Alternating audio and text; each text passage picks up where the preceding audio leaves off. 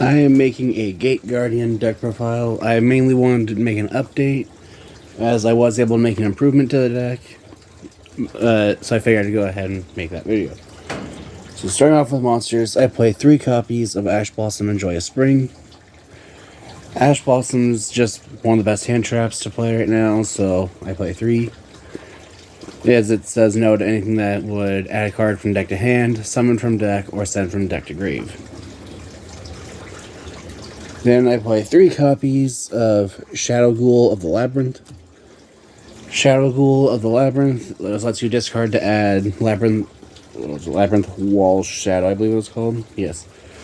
And then, while you control a Labyrinth card, you can when an opponent's monster battles, you can banish this card from your graveyard while you control a Labyrinth card to then destroy the opposing monster. Which that just means if an attack is declared involving an opponent's monster. So, if it's a direct attack or they attack a monster or you attack their monster, you can banish this card to destroy that monster. And you can only use that effect of Shadow Ghoul of the Labyrinth once per turn, as well as the discard to add the Labyrinth Wall Shadow. Next, I play 3 copies of Labyrinth Heavy Tank.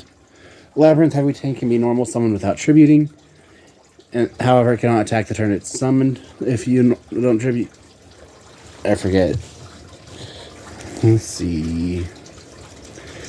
Can't attack the turn it's normal summoned. Okay. And then during your main phase, you can take a Suijin, Kazijin, or a Sangha of the Thunder from your deck, or banished, or graveyard. I believe you can place from graveyard. But you put them in your spell and trap zone as a continuous spell. And if you control a Labyrinth Wall card, you can destroy one monster your opponent controls. And you can only use this effect of Labyrinth Heavy Tank once per turn. Then banished from your hand or deck. Okay. So this, but it lets you place from hand, deck, or banish. So not grave. Then I play 2 copies of Kazijin, 2 copies of Suijin, and 2 copies of Sangha of the Thunder. These 3 are your pieces for Gate Guardian. You can probably get away with only playing 1 of each, but I honestly like 2 of each better. And that's it for the monsters. If you want, you can probably reduce the Kazijin, Suijin, and Sangha of the Thunder for... You can probably take out 1 copy of each if you want to play Droll and Lockbird. Or you take out one of the other cards later. For the spells, I play 1 copy of Ryoroku Guardian. Ryoroku Guardian can only be active if you have lower life points than your opponent. But if you do, this lets you have your opponent's life points, and then you get to add the life points they have lost to the attack points of one of your monsters until the end of the turn. Which, honestly, I'll probably end up taking Ryoroku Guardian out of the deck, just because I don't play the A Hero Lives. Because normally that's why this card was used, because you can search for it, and then you have a card that lets you pay half your life points. The other option is take out or change a couple cards for other cards like Solemn Judgment. Also, Ryoroku Guardian has the Grave effect, and you can banish it to take a Gate Guardian piece that is banished from your graveyard or deck and add to your hand. Then I play 1 copy of Called by the Grave. This just lets you target an effect monster in your graveyard, banish it, and then it negates the effects of all cards with that card's name until the end of the turn. Then, for my little tech piece, I play 3 copies of Soul Absorption. Soul Absorption just increases your life points by 500 whenever a card or cards are banished, and it's per card, so if you activate something like Pot of Desires while it's in play, you gain 5,000 life points. Activate Pot of Prosperity, and you banish 6, there's 3,000 life points. Or if you summon one of the Gate Guardian fusion monsters, there's 1,000 or 1,500 life points. But Soul Absorption is just another card that can be taken out for the other things that can have your life points. I always like Soul Absorption just because it keeps life points high when you don't want them low. Next, I play 3 copies of Sacred Sword of 7 Stars. This lets you banish a level 7 monster from your hand or face-up field to draw 2 cards. You can only activate one Sacred Sword of 7 stars per turn. The only downside of this card is that it cannot banish the Gate Guardian pieces from your field if they are in your spell and trap zone, because technically they don't have levels. That's the only issue I have with this, but that's not that big of an issue. Next, I play 3 copies of Double Attack Wind and Thunder. Wind and Thunder can only be activated if you control a Gate Guardian monster, but lets you target one monster. One card on your opponent's side of the field, destroy it, and then you can banish it to take a Gate Guardian piece that's banished in your deck or graveyard and add it to your hand. Next, I play 3 copies of Labyrinth Wall Shadow. Labyrinth Wall Shadow makes it so that monsters can't attack the turn they're summoned, except if their original level start 5 or higher. And once per turn, during your main phase, you can place 1 Gate Guardian piece from your deck or hand, or banish in your spell and trap zone as a continuous spell. And I want to say there's one other thing. And at the start of your opponent's battle phase, you can target one monster your opponent controls that has 1600 less attack and destroy it. Which, that last part of Labyrinth Wall Shadow hardly ever used. But the funniest effect of it is the effect of monsters can't attack unless their original level is 5 or higher. Because that just prevents... Or they can't attack the turn they're summoned, I should say. Which, it makes it so that cards like Access or Link monsters, Xyz monsters can't attack. Or if your opponent's playing, like... For a weird reason, if your opponent's playing a deck that revolves around level 4 or lower monsters, they also can't attack. I just think that makes this card kind of funny. But the main thing you want it for is being able to put your Gate Guardian pieces in your spell and trap zone so you can banish them to summon the pieces, or the Gate Guardian monsters.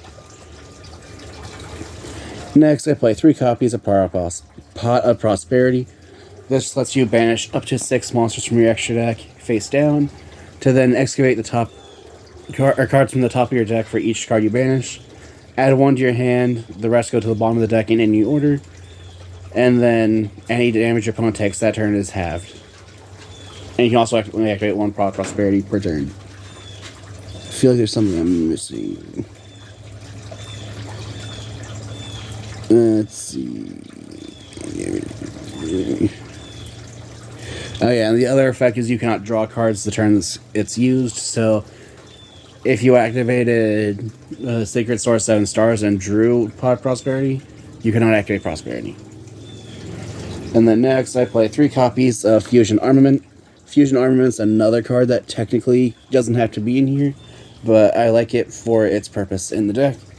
Which, it lets you reveal a fusion monster in your extra deck, and then summon a material mentioned on it from your deck, or extra deck, or graveyard. So you can reveal Gate Guardians combined, summon one of the Gate Guardian pieces from grave, or you can do another thing I'll talk about when I get to the extra deck. I also play 3 copies of Fusion Deployment. Fusion Deployment, you reveal Gate Guardians combined, and then just special summon one of the Gate Guardian pieces from your deck. And I believe if you do this, you can only summon fusion monsters from the extra deck. For the traps, I play 3 copies of Infinite Impermanence. Infinite Impermanence is just a negate that you can activate from your hand if you control no cards to target one effect monster your opponent controls and negates effects. And then if it was activated while being set, it also negates all spells and traps in its column, which do include yours, so be careful if you use it on your turn. Next, I play, and then to finish off the deck, I play 3 copies of There Can Be Only One, which this doesn't really do anything to decks like Fire King, for example, but it does tend to stop other decks that revolve around one type of monster. As There Can Be Only One just makes so that each player can only control one monster of each type. So they can control a fish, a machine, and dragon, but they can't control 2 dragons. But that is it for the main deck. Moving on to the extra deck. If I remember correctly, the main deck is 44 cards, so if you want to take out 4 cards, you can probably easily get away with taking out Fusion Armaments or Soul Absorption with Ryuroku Guardian. And then for the extra deck, I'm playing a lot more numbers than I probably should of these, but I kind of like the ratios anyway. As I play 3 copies of Gate Guardian of Wind and Water. As you can summon these just by banishing materials from your face-up field, whether they're monster or spell or trap, which is the whole point of being able to put them in the spell and trap zone. But this one requires Kazijin and Suijin. It is a twice per turn, once per chain spell trap negate, and then if it's destroyed, you summon either Kazijin or Suijin from your banish. In which that destruction effect all the Gate Guardian fusion monsters share, but with the exception to the big one, as the big one, when destroyed, just summons a Gate Guardian monster from your deck or extra deck that's level 11 or lower. But they each get to summon the one of the 2 that make them. Then next, I play 3 copies of Thunder and Wind. Thunder and Wind has the once per turn effect of being able to add a spell or trap that mentions Kazijin, Suijin, and Sangha the Thunder, as well as summoning Sangha the Thunder or Kazijin when destroyed. Then next, I play 3 copies of Gate Guardian of Water and Thunder. Water and Thunder has the twice per turn, once per chain quick effect of being able to change an opponent's monster's attack to 0, as well as the floating effect as the other 2. Then I play 3 copies of Gate Guardians Combined. Gate Guardians Combined has the thrice per turn effect of when your opponent activates a card or effect that would target a card or cards on your field, or as I believe that's how that's worded. You can negate the activation if you do destroy it. And if it's destroyed, then you get to summon a level 11 or lower Gate Guardian monster from your deck or extra deck, ignoring summoning conditions. Let's see. Yes, that's exactly how it works. And then the reason I'm playing Fusion Armament in this deck is because I will activate it to reveal Naturia Exteria. So I can either special summon Naturia Beast or Naturia Barkion. As Naturia Beast is a not once per turn, not once per chain. Send the top 2 cards from your deck to the grave to negate an opponent's, or to negate a spell card and negate and destroy it. And then Naturia Barkion is this. Lets you banish 2 cards to negate an activation of opponent's trap card. So as long as you have cards in grave, Barkion can negate traps, and as long as you have cards in deck, Beast can negate spells. And that is it for my Gate Guardian deck profile. If you have any ideas of what I can do to improve the deck, any ideas of decks like to be made in the future, or decks like to see face each other, feel free to comment down below, and thank you for watching.